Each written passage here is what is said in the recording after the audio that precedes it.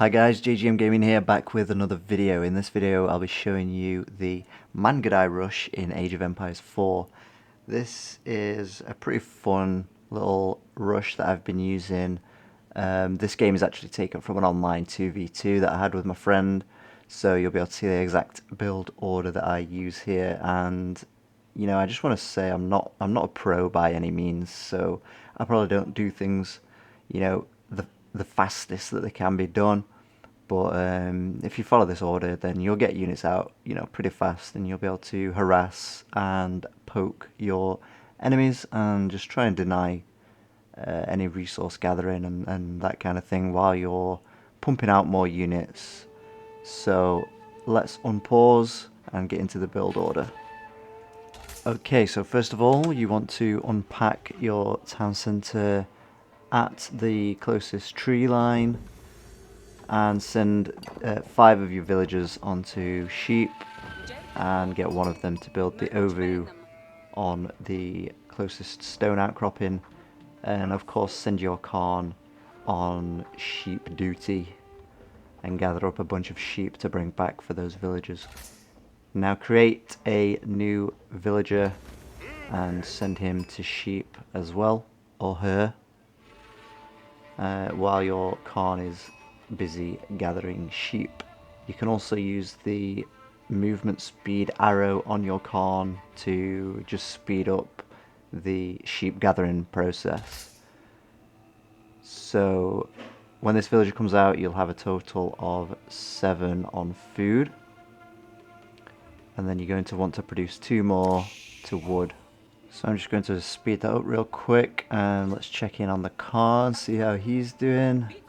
You see we've used the maneuver arrow to get some extra speed out, and then the next 5 villagers that we'll be building after those 2 come out onto the wood will be sent to gold. So that's 5 additional villagers to gold. So you can see here that I have them queued up already, and I've set the spawn point as gold. I've got 5 villagers coming out. I'm going to fast forward that again. Okay, so the first villager that comes out onto your gold, you're going to want to wait until you have 100 wood and then build the gur, I believe that's how you say it, right next to the gold so that you have a drop-off point.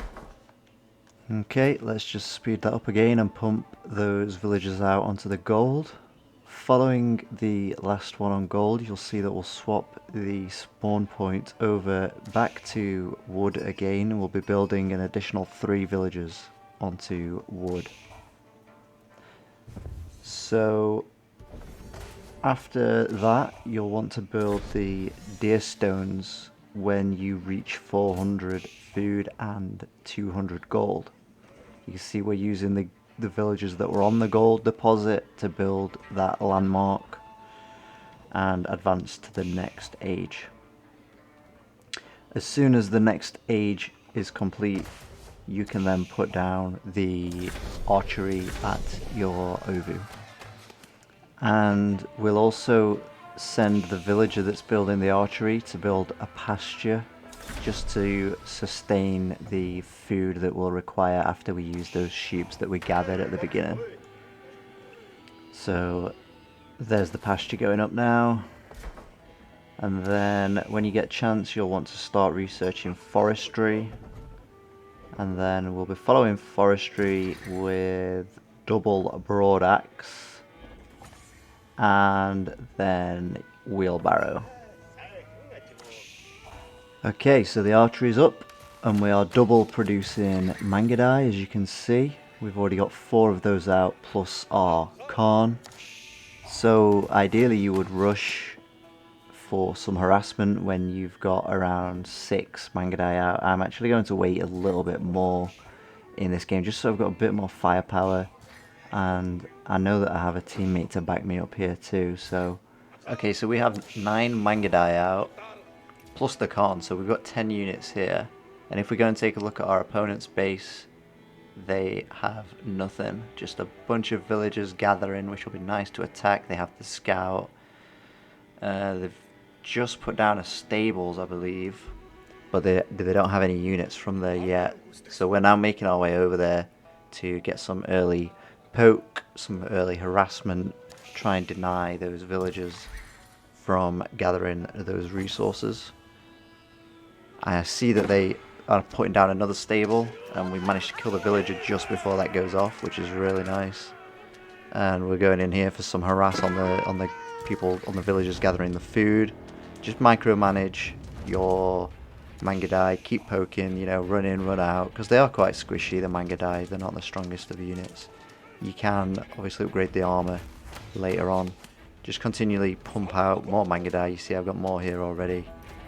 Bring them as backup, and just generally be an absolute nuisance to the enemy. You know, don't let them. So you can kite like this. If they're producing melee units, you know, we can just run around and kite. I managed to kill a bunch of villagers here. It was really nice. Unfortunately, I did lose one Mangudai to the town centre, and we're just kiting these units around. It's just crazy right now. This might get nerfed, I don't know. We'll see what the future brings. We could just kite those around. The teammate for the enemy also brought some knights. Again, I'm just easily able to kite those. I'm taking on the spearmen here too.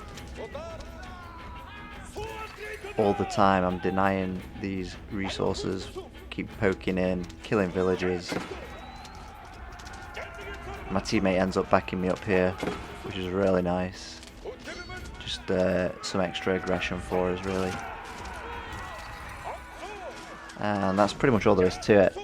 So I hope you enjoyed the build and test it out in your own games, and you know, I hope it works for you. It's not going to work all the time, but it's just a really fun, nice strategy. And if we take a look at the resources here and just change this over to income per minute, you can see that we are just outclassing the enemy team. They're now only collecting 280 food per minute. They are obviously killing it on wood because we've not harassed those villagers yet.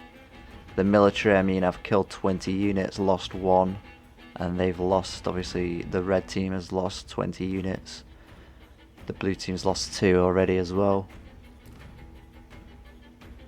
Let's take a look at the score here. So we are leading on score as well, and we have some nice resources to either produce more units or transition into a different tactic. Alright guys, thanks for watching, and I'll see you next time.